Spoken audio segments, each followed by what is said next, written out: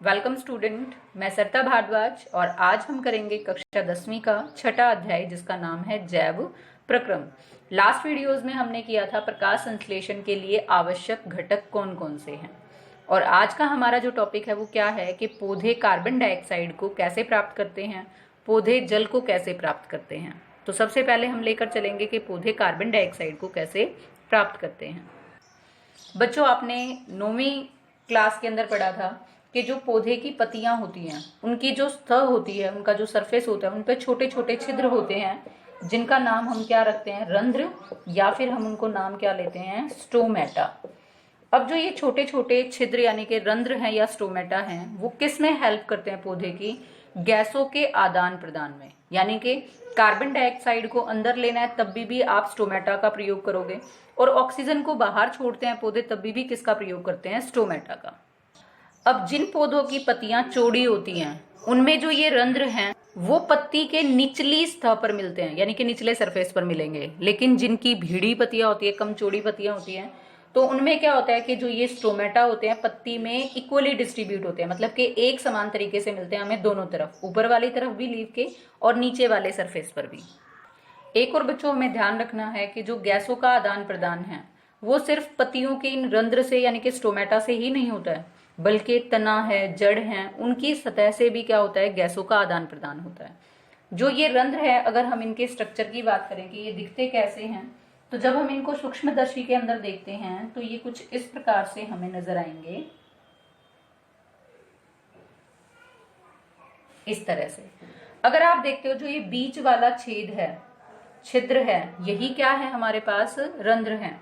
इसके दोनों तरफ जो ये कोशिकाएं हैं इनका नाम क्या होता है, द्वार कोशिकाएं।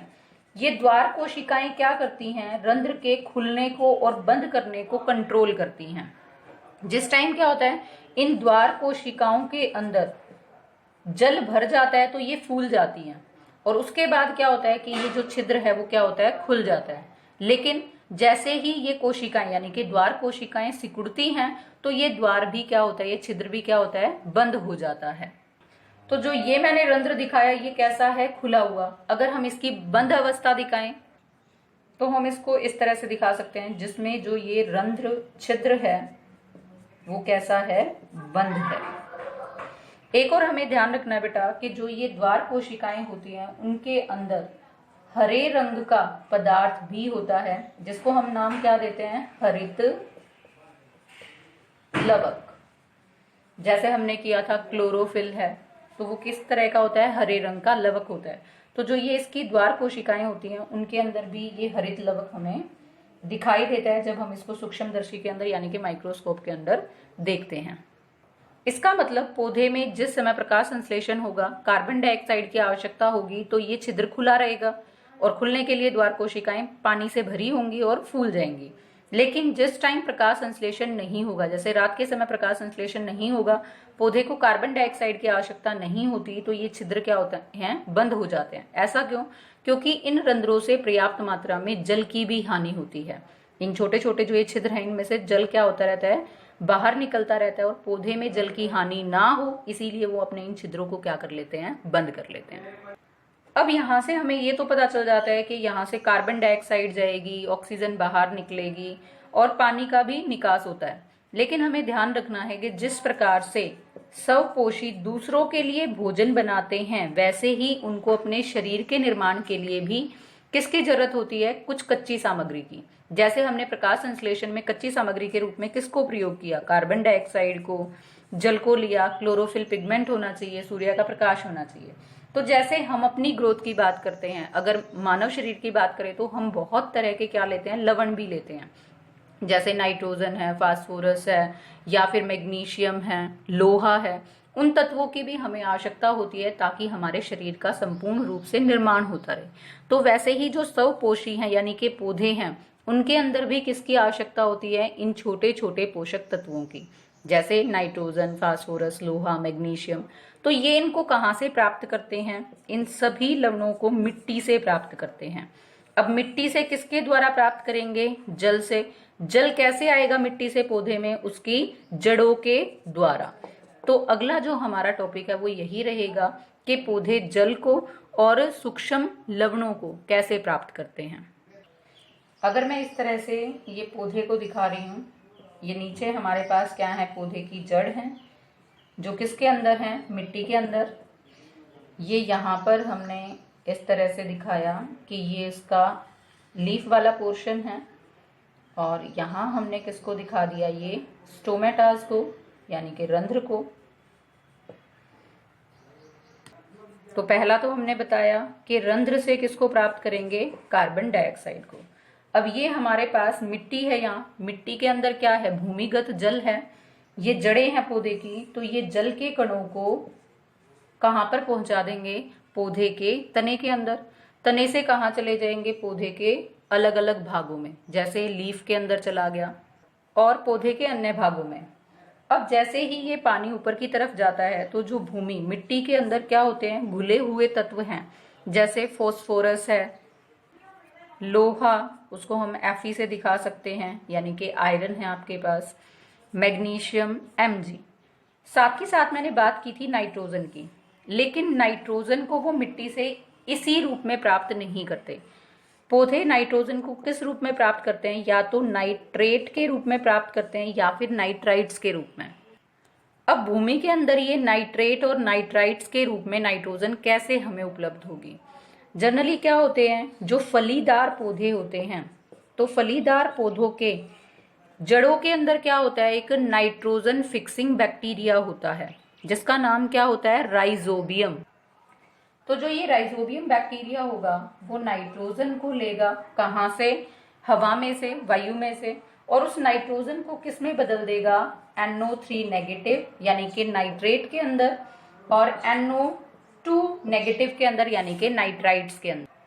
और फिर क्या होगा, भूमि के अंदर से ये नाइट्रेट और नाइट्राइट जल के साथ घुलकर कहाँ पहुंच जाएंगे, पौधे के अंदर, जो किस में उपयोगी होंगे, प्रोटीन को बनाने के लिए।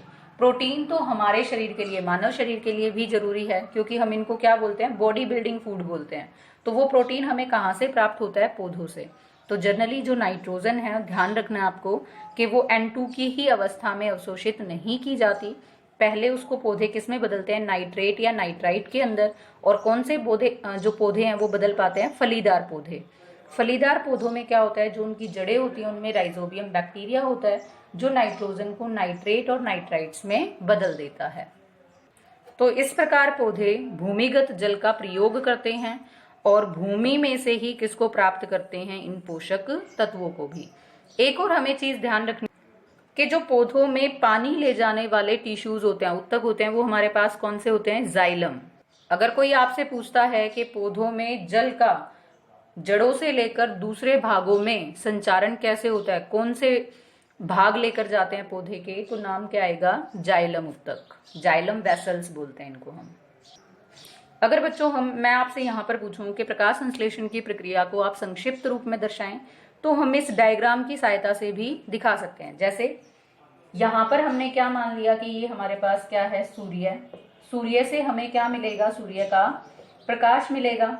जड़ों से पौधे क्या करेंगे, मिट्टी में जो फास्फोरस, आयरन, मैग्नीशियम या फिर नाइट्राइट और नाइट्रेट्स हैं उनको पानी में घोलकर ले लेंगे जड़ों से, फिर तने में, और तने से कहाँ पहुंचा देंगे, वो पत्ती के अंदर। अब पत्ती के अंदर क्या होगा, क्लोरोफिल होगा। क्लोरोफिल किसको पकड़ लेगा, सूर्य के प्रकाश को अवशोषित करेगा। यहां से हमें क्या मिल गया, जल। जड़ों से तने में आया, तने से पत्ती में। रंध्र से हमें, ये हमारे पास जो छेद है वो हमारे पास क्या है, रंध्र यानी कि स्टोमेटा। यहां से क्या मिल गई हमें, कार्बन डाइऑक्साइड। जल हो गया, कार्बन डाइऑक्साइड हो गई, क्लोरोफिल हो गया, सूर्य का प्रकाश हो गया। तो यहाँ पर अब हमारे पास क्या बनेगा, भोजन। और वो भोजन किसके रूप में मिलेगा, ग्लूकोज के रूप में, या फिर हम उसको नाम क्या दे सकते हैं, कार्बोहाइड्रेट। जितने को उसने प्रयोग करना है, ग्लूकोज को पौधा प्रयोग करेगा, बाकी को संचित कर लेगा किसके रूप में, स्टार्च के रूप में। तो ये हमारे पास एक ब्रीफ यानी कि संक्षिप्त एक्सप्लेनेशन आ सकती है किस चीज की, प्रकाश संश्लेषण की। बिल्कुल सिंपल सा है, सूर्य का प्रकाश, पौधे में हरे रंग का क्लोरोफिल, जड़ों से जल को लिया, स्टोमेटा से कार्बन डाइऑक्साइड को लिया और किसको बना दिया, ग्लूकोज को। और ये सारा प्रोसेस क्या कहलाता है, प्रकाश संश्लेषण।